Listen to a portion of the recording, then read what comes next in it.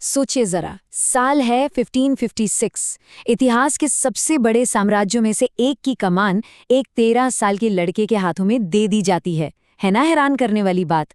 और बस यहीं से एक गजब की कहानी शुरू होती है। हाँ, ये कोई मजाक नहीं है।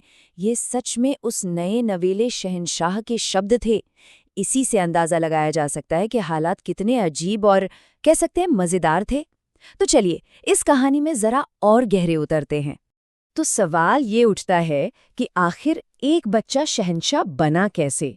देखिए, सब कुछ शुरू हुआ एक बहुत ही अचानक हुई घटना से, जिसने अकबर को सीधा सीधा तख्त पर ला बिठाया। अब देखिए, उस वक्त मुगल साम्राज्य था तो बहुत अमीर, शानो शौकत वाला, पर स्टेबल यानी स्थिर बिल्कुल भी नहीं था। आसपास के कई छोटे बड़े राज्य ताक में बैठे थे कि कब मौका मिले और मुगल साम्राज्य का एक टुकड़ा हड़प लें। मतलब माहौल एकदम टेंशन वाला था। इस पूरी कहानी को समझने के लिए चलिए जरा सा पीछे चलते हैं। दिल्ली सल्तनत के बाद बाबर ने मुगल साम्राज्य की नींव रखी। उनके बेटे हुमायूं की तो कह सकते हैं ज्यादातर जिंदगी अपना खोया हुआ साम्राज्य वापस पाने में ही निकल गई, और फिर अचानक से उनकी मौत हो गई। और ऐसे में गद्दी पर बैठा एक छोटा लड़का, जलालुद्दीन मोहम्मद अकबर।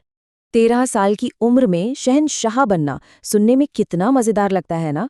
लेकिन असल में 16वीं सदी के हिंदुस्तान में ये एक बहुत ही खतरनाक खेल था। मानो कत्ल होने से बचों वाला कोई गेम चल रहा हो, जहां हर कोने में खतरा छिपा था। तो इतने खतरनाक माहौल में एक बच्चा राजकाज कैसे संभालता? जवाब है, वो संभालता ही नहीं था।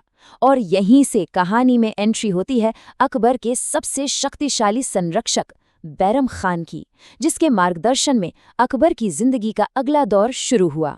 तो शुरू में पावर का हिसाब किताब कुछ ऐसा था। अकबर बस नाम का राजा था। असली पावर, सारे फैसले, सब कुछ बैरम खान के ही हाथ में था। अकबर का काम बस गद्दी पर बैठे रहना। मतलब बैरम खान ने साफ साफ समझा दिया था कि देखो, तुम अभी सिर्फ एक पॉलिटिकल मोहरे हो। बस चुपचाप वहां बैठो और कोशिश करना कि कुर्सी से गिर ना जाओ। लेकिन अकबर हमेशा एक मोहरा बन के नहीं रहने वाला था। जैसे जैसे वो बड़ा होता गया, उसने पावर अपने हाथ में लेनी शुरू कर दी। और देखते ही देखते वो बच्चा इस उपमहाद्वीप के सबसे ताकतवर शासकों में से एक बन गया। तो अकबर का प्लान क्या था? उसकी कामयाबी का राज 3 बातों में छिपा था। पहला, अपने साम्राज्य को आसपास के इलाकों में फैलाना। दूसरा, एक जबरदस्त और कुशल पब्लिक एडमिनिस्ट्रेशन सिस्टम बनाना। और तीसरा, आर्ट और कल्चर को खूब सपोर्ट करना। और यही वो बात है जो अकबर को बाकियों से बिल्कुल अलग करती है। उसका टैलेंट सिर्फ लड़ाइयां जीतने तक ही सीमित नहीं था, बल्कि वो शासन, प्रशासन और संस्कृति को बढ़ावा देने में भी माहिर था। मतलब वो सिर्फ एक विजेता नहीं, एक निर्माता भी था। अब आते हैं अकबर की उस पॉलिसी पर जो शायद उसकी सबसे आगे की सोच वाली पॉलिसी थी। एक ऐसी नीति जिसने उसके शासन को एक नई ही दिशा दी, और वो थी धार्मिक सहिष्णुता। इसके लिए उसने बनाया इबादत खाना। अब ये था क्या? सोचिए, एक तरह का डिबेट क्लब, जहां हिंदू, मुस्लिम, ईसाई, सब धर्मों के ज्ञानी लोग भगवान और फिलॉसफी पर बहस करते थे। और अकबर वो सबको सुनता था। क्यों? ताकि वो समझ सके कि इतने अलग अलग लोगों वाले साम्राज्य पर राज करने का सबसे अच्छा तरीका आखिर है क्या। अकबर का लॉजिक बड़ा सिंपल था कि अगर सबके साथ अच्छा बर्ताव किया जाए, सबको सम्मान दिया जाए, तो लड़ाई झगड़े अपने आप कम हो जाएंगे।